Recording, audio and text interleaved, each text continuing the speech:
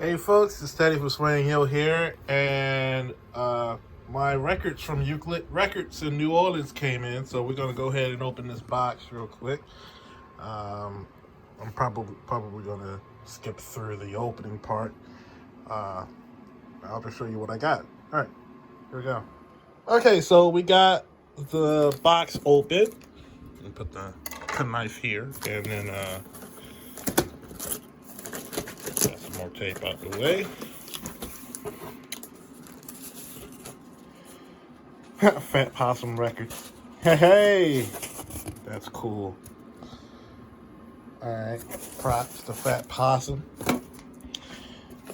All right, I'll show you all the records that I picked up while I was at Euclid. So, quick story though.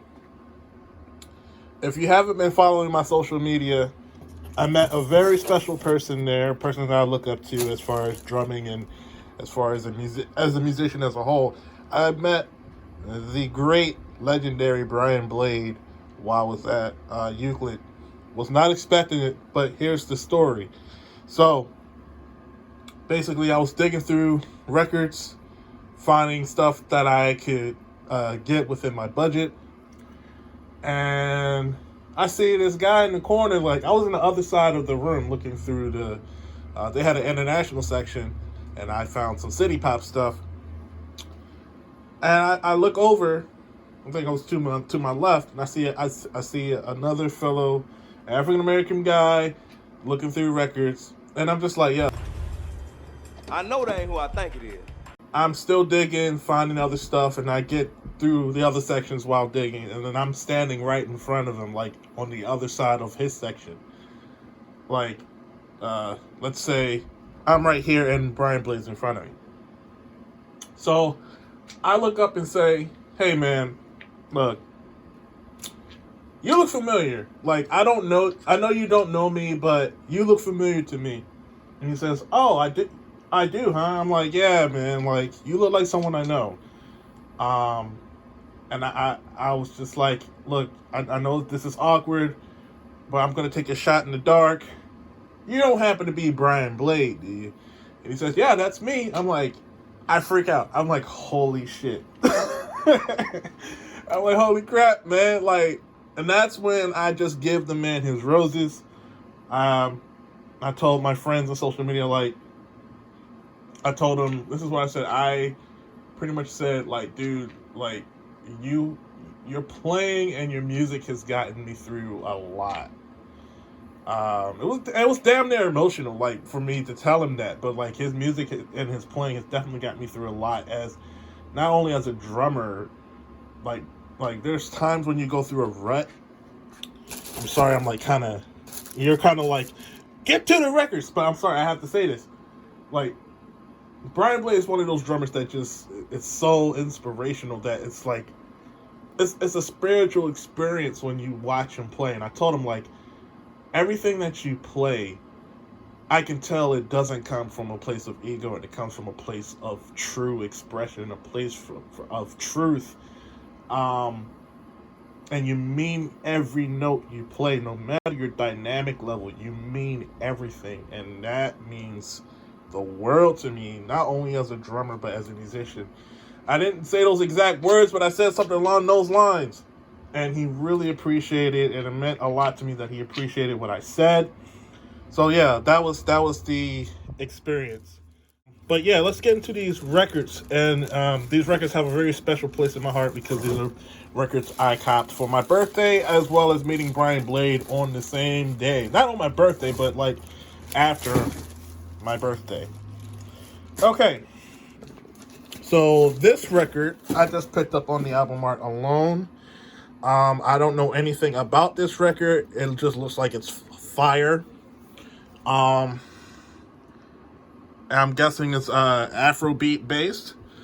I didn't have a chance to sample it on YouTube Music, but I just loved how the album art looked, so I decided to bag it. So it's called Etran de l'air. I got this. I don't know if I said it right. I apologize for butchering the language, but that's the first record.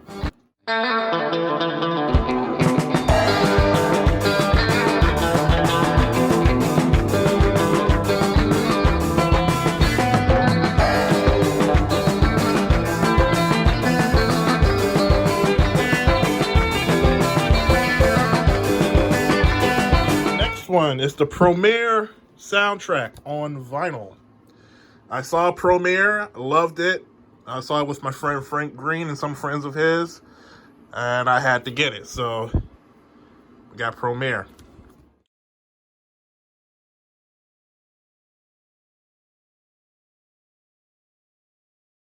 And then this record, it's an import. I can't read Japanese. So all my friends in Japan, if you can tell me about this record, I'll go ahead and I'm pretty sure I will enjoy it because there's a drum set on it. So that's the main reason why I got it. So it's a drum set with Japanese font and stuff on it. So that's why I bagged it.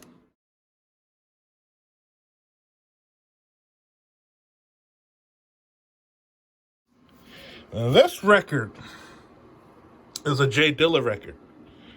I don't know much about it.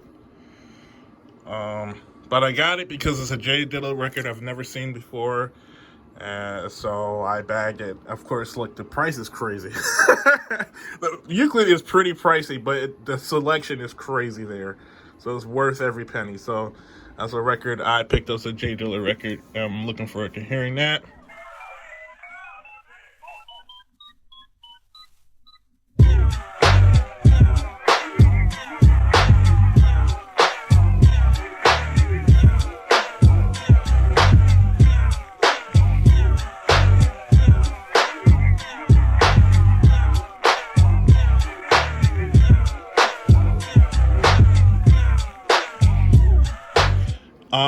This is a record I actually decided to sample online, and I dug all the tracks on here. It's a city pop track.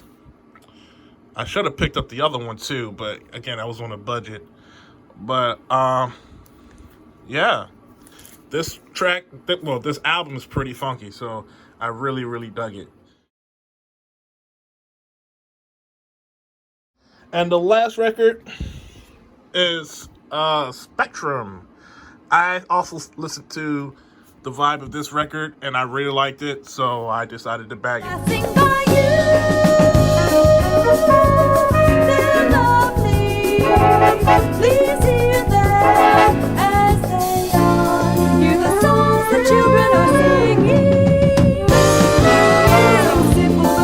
So, yeah, those are all the records I picked up from Euclid.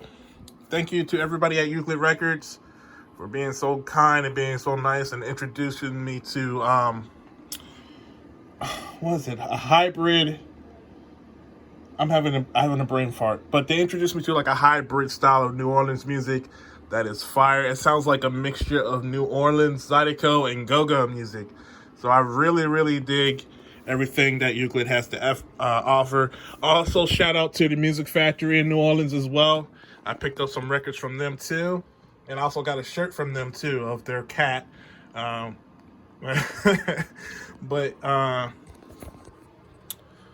yeah, very, very special dig in New Orleans. I do intend to come back to New Orleans very soon. I just loved the vibe there, and it was a dream come true. And it was also kind of like a personal pilgrimage for me as a Black American musician. Got to check out Congo Square. If you're not hip to Congo Square, but that's where everything, as far as Black American music, well, a huge chunk of Black American music started in Congo Square. I'm not a music historian, but I do believe, between New Orleans and Mississippi, that's where all Black American music started. So it was a personal pilgrimage for me as a Black American musician, especially a drummer, because Black American slaves were not allowed to have drums during slavery. So the instrument that I play is a privilege to play on every time. Also, I want to give a shout out to everybody that went onto my wish list on Amazon and Sweetwater. I really appreciate it. I don't know what's in these boxes. I haven't even opened them yet because I'm still unpacking, and there was some water damage in my basement, so I had to move this out and all that fun stuff. But yeah, thank you so much for everything. Also, I'm still recovering from flying. So it's been quite an adventure. I do have footage and photos of that, and it's going to be posted on my Patreon, so be on the lookout for that. All right, thanks for watching, and I'll talk to everybody soon. All right, I'm out. Peace.